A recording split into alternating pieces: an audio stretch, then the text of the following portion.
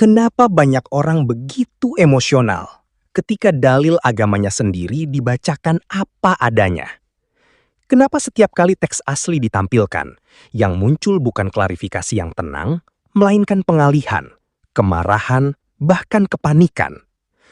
Karena selama bertahun-tahun, sebagian orang dibesarkan bukan untuk berpikir kritis terhadap keyakinannya, tetapi untuk membela apapun isi keyakinannya, meskipun bertabrakan dengan logika dan kemanusiaan. Dan di video ini, Edis TV kembali memperlihatkan sesuatu yang sangat telak, bahwa ketika ajaran dibandingkan secara terbuka, yang runtuh pertama kali bukan dalil, melainkan konsistensi pembelanya sendiri. Oke, silakan Bang, Abang kenalan dulu Bang. Abang Muslim, Islam? Ya, Islam. Oke, silakan Bang. Apa yang mau Anda utarakan Bang? Silakan. Baik, Bang. Oke. Ini Apa Yesus itu Tuhan atau Nabi ya? Silakan Bang. Apa yang Abang utarakan? Silakan. Jangan saya dengar pertanyaan Bang, pertanyaan robot lagi Bang ya. Yang sudah dijelaskan berulang-ulang tapi nanya itu lagi. Jangan seperti radio rusak itu. Yesus Tuhan apa Nabi itu lagi. Nah, coba silakan. Apa yang mau Anda utarakan? Enggak tanya situ Bang. Saya tanya aja tuh Bang. Itu kan masalah tentang firman aja tuh Bang. Asal mulanya firman itu ada yang memberi apa Yesus sendiri itu Bang? Bukan itu pokok bahasan kita Bang. Enggak, itu nanti pointless. Itu enggak ada begini. Maksud saya begini, bertanya pun bertanyalah hal-hal yang berkaitan dengan ini. Kalau misalnya kita bahas itu Bang, itu nggak ada hubungannya ini antara ini dan ini. Contoh, supaya Anda itu ngerti kenapa channel ini. Channel ini itu adalah membahas isu-isu tentang Islam dan Kristen. Begitu. Jadi kalau Anda berbilang menerima firman, bukan begitu yang kita bahas Bang. Iya. Contohnya apa Bang? Contoh begini, contoh. Saya kasih contoh. Apa yang diajarkan oleh sosok Yesus dengan apa yang diajarkan oleh sosok Muhammad. Contoh, apa yang diajarkan oleh Tuhan Yesus untuk mengasihi sesama. Kasihilah sesamamu manusia seperti dirimu sendiri. Betul? Jangan membalas kejahatan dengan kejahatan. Nah, apakah Muhammad mengajarkan yang seperti itu? Yang Muhammad ajarkan adalah kalau kamu bertemu Wahyudi Nasrani, desaklah mereka ke jalan yang sempit, persempit jalan mereka, ya kan? Belum lagi ayat-ayat yang lain.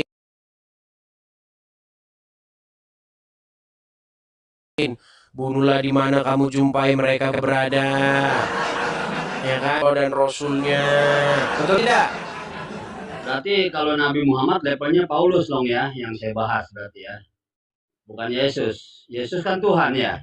Oke. Lagi sih Abang ini. Kalau Nabi Muhammad coba Anda dengarkan dulu, dengarkan saya.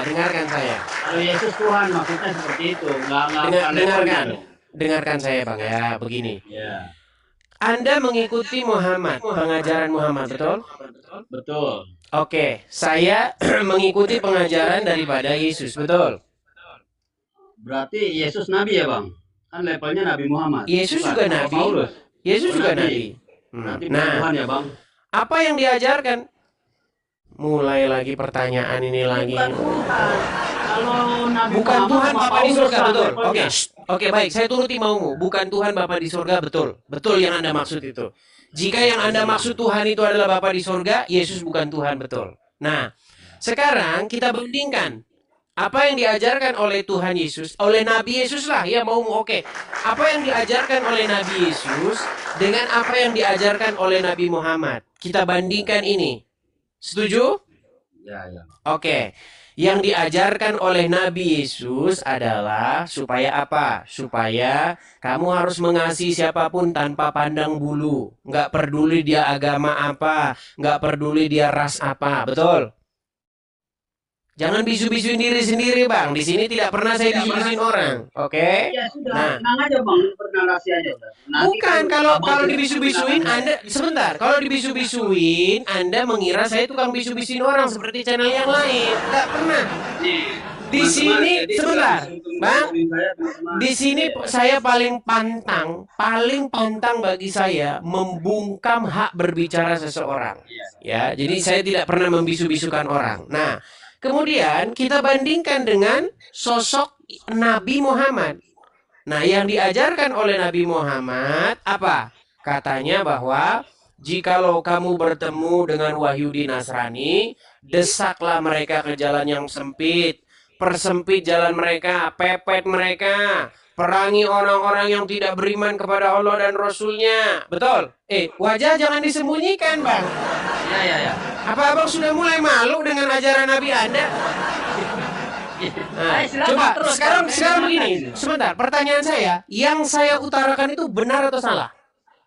Ya kan abang bertanya, giliran saya menjawab terus saja bertanya, bingung saya menjawabnya bang. Udah dikerucut aja, dikerucut. Benar Bang. atau salah yang saya utarakan tadi, perbandingan tadi itu? Salah bang. Salah kalau Nabi Muhammad itu begini begitu apa yang anda katakan salah bang. Sungguh Anda nekat Salah. yang Mau nyata. Mau saya tunjukin? Mau saya tunjukin dalilnya? Ditanggapi dulu nggak? Enggak, katanya kamu bilang Oh, enggak. salah. Ini Nabi Muhammad itu bukan begini begitu apa yang anda narasikan Silakan. nggak bang? Oke, Iya. saya tunjukkan dalilnya. Silakan. Sambil Anda ngomong, saya tunjukkan dalilnya. Enggak. Silakan, Ya, silakan. ya baik. Hmm. Nabi Muhammad itu bang manusia sempurna bang. Akhlakul karimahnya itu beres bang. Nggak acak-acakan. Dusta. Tenang Dusta. aja, bisa dibantah. Oke, Dibantah silakan. Iya. Oke. Aspek kehidupannya jelas, keteladanan jelas bang. Beliau itu terlihat nyata dalam 4 sifat utama, yakni orang kafir sendiri yang bilang Nabi Muhammad syidik, amanah, tablik, fatwana. Nah, jadi begitu bang, kejujurannya jelas bang, syidiknya itu beliau tidak pernah berdusta. Sebutkan dusta satu aja Nabi Muhammad berdusta bang. Dan ucapannya, sebentar sabar. Itu ternyata orang kafir sendiri yang menjuluki bahwa Nabi Muhammad itu alamin, dapat dipercaya. Terus orang kafir juga bang, sama menjuluki Nabi Muhammad amanah bang. Menjalankan tugasnya itu sangat bertanggung jawab bang. Ada di salah satu cerita bang, di hadis bang. Ada yang pernah berkhianat, baik dalam urusan dakwah maupun memimpin umat itu bang. Diberesin semua sama Nabi Muhammad bang. Kasih sayangnya, lemah lembutnya, suri tauladan kan yang sebutkan bagaimana Nabi Muhammad itu mengajarkan kepada umatnya penyayang, memaafkan kesalahan orang lain. Jadi betul bang, kalau misalnya ada kesalahan wajar manusia kalau cuma satu. Tetapi yang 99,9%-nya itu abang nggak sebutin tentang kebaikannya. Makanya saya bandingkan maunya saya sama Paulus. Bukan sama Tuhan Nabi Muhammad itu. Kalau Yesus itu sama Allah saya bandingkan bang. Oke. Seperti itu maksudnya. Sudah? Seperti itu bang. Ya, Sudah silakan, selesai Bang. Nabi? Ya. Baik, terima kasih, terima kasih. Ya. Ya. Baik, ada 3 poin yang tadi ada 2 poin yang saya utarakan, kemudian ada 1 poin yang mau Anda bangun kembali. Baik, saya akan tunjukkan semua bahwa argumen-argumen Anda itu adalah argumen-argumen yang berasal daripada keawaman Anda. Baik. Tadi Anda mengatakan bahwa yang saya katakan itu tidak benar, ya. Perhatikan. Ini hadisnya. Perhatikan. Dikatakan di sini, lihat ya. Perhatikan. Abang lihat ke sini dong ya. Jangan begitu. Iya hadis apa? Sebutkan ya. aja hadis apa? Nomor berapa kan seperti itu bang. Tenang aja. Baik, saya akan tunjukkan kepada kalian ya. Di sini Bang, jelas sekali ayatnya mengatakan bahwa jika kamu bertemu dengan orang Yahudi, orang Nasrani, maka kamu harus mempersempit. Oke, sebentar saya Ada tunjukkan di ya. apa bang? Iya. Baik, Jadi kita baik. sama-sama bisa. Oke. Baik Bang, sebentar. Saya tunjukkan ya kepada Anda ya.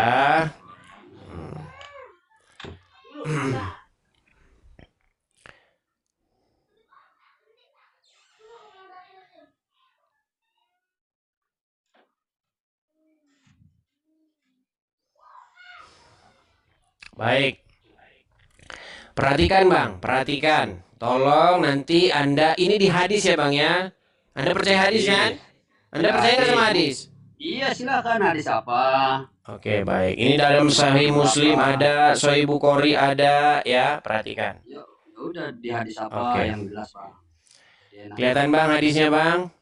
Ya, hadis apa, Sahih Bang? Muslim ada, Sahih Bukhari ada. Nomor hadisnya 2167. Hadis riwayat Muslim, Bang, ya. Oke. Kelihatan di sini Arabnya, Bang? Sebentar, Bang. Nomor hadis riwayat Muslim nomor 2167, Bang. ah, Kalau nomor beda-beda, Bang, tergantung siapa yang nyetak hadisnya. 2167. Ya. Baik. Apa dikatakan di sini, Bang? Dari Abu Hurairah radhiyallahu anhu, Rasulullah shallallahu alaihi wasallam bersabda, "Janganlah kalian memulai salam kepada Wahyudi dan Nasrani. Apabila kalian bertemu dengan salah satu dari mereka di jalan, maka coba, Bang, maka apa, Bang? Ya. Maka apa? Maka desaklah ia ke jalan yang paling Sempit. Oke, apakah saya memfitnah? Ya, cuma sampai situ aja penjelasannya. Sebentar, saya tanya dulu. Ini memang cuma sampai sini, ini Arabnya ini. Ya. Iya. Nah, pertanyaan saya, apakah saya fitnah ketika Muhammad mengajarkan seperti ini? Terus? Enggak, terjawab dulu. Fitnah atau tidak saya? Itu bagus, Bang, penjelasannya, Bang. Yang ditanya fitnah atau enggak, jangan seperti Romo capek kalau ditanya apa jawab apa. Sebentar, gini loh. Apakah fitnah yang saya katakan bahwa menurut baginda Nabi, kalau bertemu dengan Wahyudi, bertemu dengan Nasrani, harus didesak, dipepet ke jalan yang sempit, betul? Betul, Abang udah menampilkan hadis itu. Bagus itu, Bang. Bagus, Bang. Bagus katanya. Bagus. Abang nggak fitnah, bagus. Bentar, saya tidak fitnah. Terus yang kedua, perhatikan, Ya. Bang. Perhatikan yang kedua. Apa dikatakan di sini? Perhatikan. Di dalam Quran surat At-Taubah ayat 29. Inilah ajaran kalian. Perangilah orang-orang yang tidak beriman kepada Allah dan tidak pula kepada hari kemudian. Mereka yang tidak mengharamkan apa yang diharamkan Allah dan Rasul-Nya. Dan yang tidak beragama dengan agama yang benar, yaitu agama Allah, agama Islam. Yaitu orang-orang yang diberikan Alkitab kepada mereka sampai mereka membayar jizyah dengan patuh sedang mereka dalam keadaan tunduk. Benar atau fitnah lagi yang saya katakan bahwa Anda disuruh memerangi orang-orang yang bukan Muslim? Betul. Oke, terus sebentar, saya satu lagi. Satu lagi. Lalu Anda tadi bilang begini.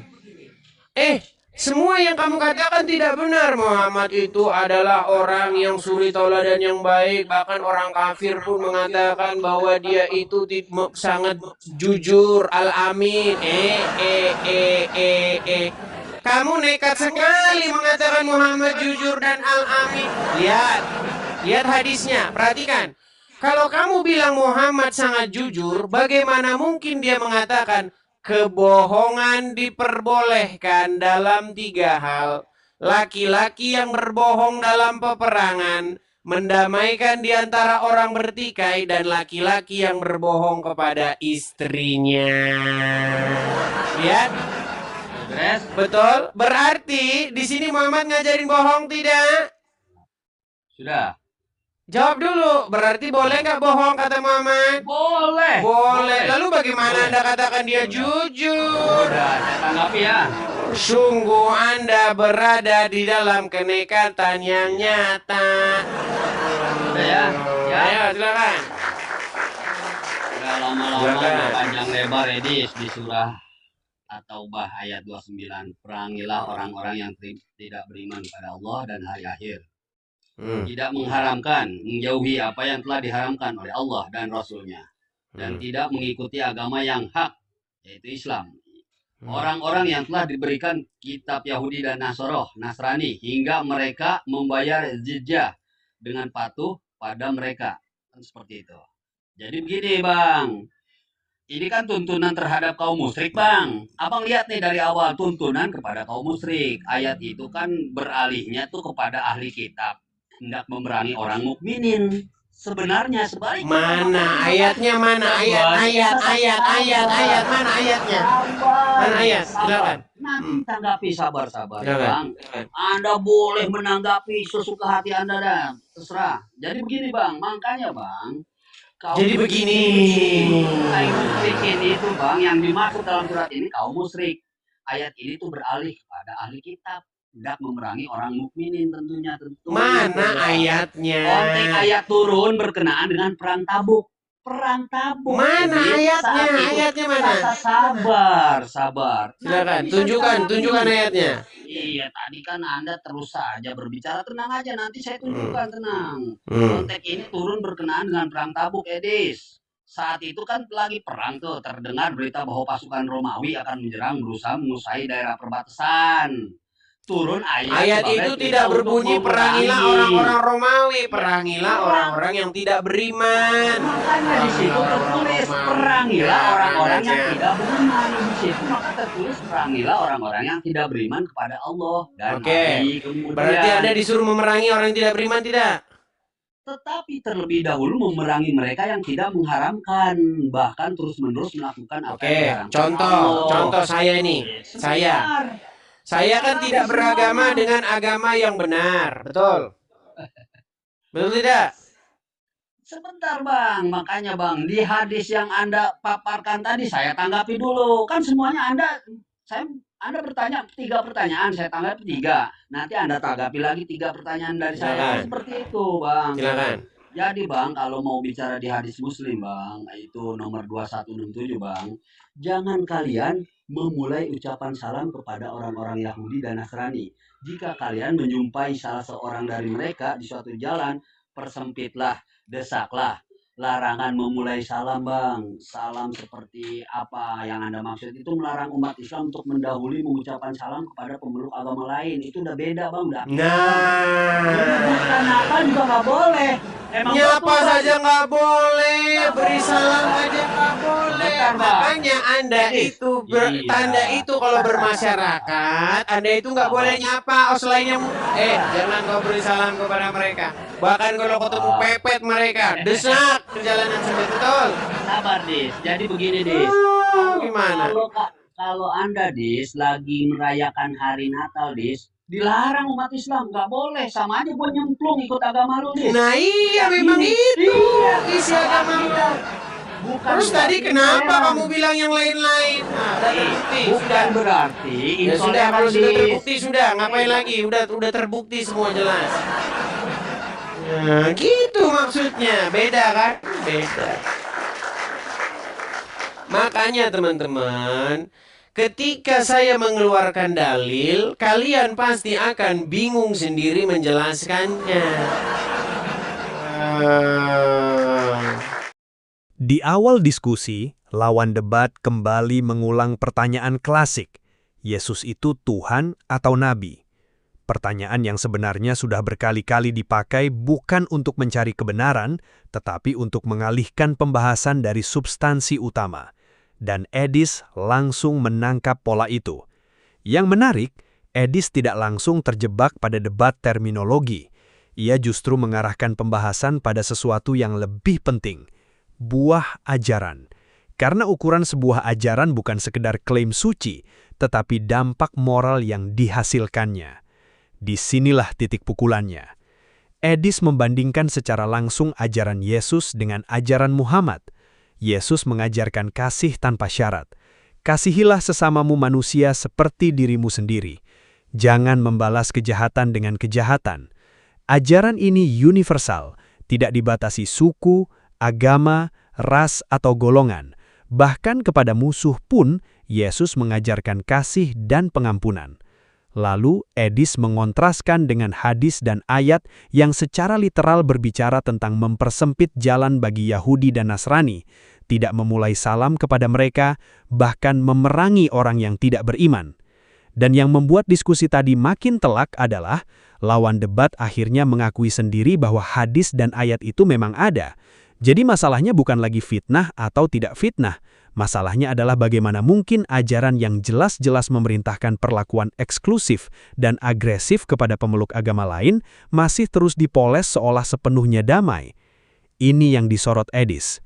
Selama ini banyak orang hanya berkata Islam itu damai, tetapi ketika dalil-dalilnya dibuka, muncul kontradiksi yang sulit dijelaskan. Di satu sisi bicara toleransi, di sisi lain ada teks yang mengatakan jangan memulai salam kepada Yahudi dan Nasrani. Desak mereka ke jalan sempit. Perangilah orang yang tidak beriman. Dan yang ironisnya, saat dalil itu dibacakan, pembelaannya selalu berubah-ubah. Itu konteks perang, itu bukan semua orang, itu situasi khusus, itu salah tafsir. Padahal teksnya sendiri sangat jelas dan eksplisit. Di sini, Edis sedang menunjukkan satu hal penting, bahwa banyak orang sebenarnya tidak siap menghadapi isi kitabnya sendiri ketika dibaca secara terbuka. Karena selama ini yang dibangun adalah citra emosional, bukan keberanian intelektual untuk menguji ajaran. Lalu masuk ke bagian yang paling memukul, soal kejujuran Muhammad. Lawan debat dengan penuh keyakinan mengatakan Muhammad adalah sosok paling jujur, al-amin, tidak pernah berdusta. Tetapi Edis langsung membalas dengan hadis tentang diperbolehkannya berbohong dalam 3 kondisi. Dan lagi-lagi lawannya mengakui, boleh. Disitulah benturannya terjadi. Bagaimana mungkin seseorang disebut simbol kejujuran absolut, tetapi di saat yang sama mengajarkan bahwa dusta boleh dilakukan dalam kondisi tertentu? Ini menunjukkan bahwa narasi Muhammad pasti benar dalam segala hal, sering dibangun di atas glorifikasi emosional, bukan konsistensi logika. Edis sedang membongkar cara berpikir yang selama ini jarang disentuh, bahwa banyak orang membela tokoh agamanya bukan karena sudah menguji ajarannya, tetapi karena sejak kecil sudah diprogram untuk tidak boleh mempertanyakan. Makanya setiap kali dalil dibuka, yang muncul bukan jawaban tegas, melainkan muter-muter, mengalihkan konteks, atau memainkan definisi. Dan perhatikan satu hal lagi, ketika Edis bertanya sederhana, apakah saya termasuk orang yang tidak beragama benar menurut ayat itu? Lawan debat tidak bisa membantah, karena memang dalam teksnya, orang di luar agama Islam dikategorikan sebagai pihak yang harus diperangi sampai tunduk membayar jizyah. Ini fakta teks, bukan opini, bukan fitnah, bukan editan. Justru yang sering terjadi adalah orang tidak pernah benar-benar membaca keseluruhan isi sumber agamanya sendiri, tetapi terlalu cepat marah ketika isinya dikutip apa adanya. Edis juga menyinggung mentalitas debat sebagian orang yang selalu menyerang kekristenan dengan pertanyaan robotik yang berulang-ulang, Yesus Tuhan atau Nabi. Tetapi ketika giliran ajarannya sendiri diuji dengan teks konkret, mereka mulai kehilangan arah. Itulah sebabnya diskusi seperti tadi penting, bukan untuk menebar kebencian, tetapi untuk membuka mata publik bahwa kebenaran tidak boleh takut diuji. Kalau sebuah ajaran memang berasal dari Tuhan, maka ia harus tahan diperiksa, harus tahan dikritik, harus tahan dibandingkan. Karena kebenaran sejati tidak membutuhkan sensor, ancaman, atau kemarahan untuk bertahan. Dan yang paling menarik dari Edis TV adalah keberaniannya memaksa orang keluar dari zona nyaman dogma. Ia tidak sedang menjual emosi kosong, ia sedang menunjukkan bahwa iman tanpa nalar hanya akan melahirkan fanatisme. Fanatik itu cirinya sederhana, ketika dalil sendiri dibacakan, dia malah marah kepada orang yang membacakannya. Ingat, ketika dalil dibuka terang-terangan dan orang mulai panik menjelaskan kitabnya sendiri, disitulah publik bisa melihat perbedaan antara keyakinan yang lahir dari pencarian dan keyakinan yang lahir dari doktrin tanpa berpikir. Kebenaran tidak takut diuji, yang takut diuji biasanya hanyalah fanatisme. Dan semakin banyak orang berani membaca, membandingkan dan berpikir kritis, semakin sulit kebohongan dipertahankan atas nama agama.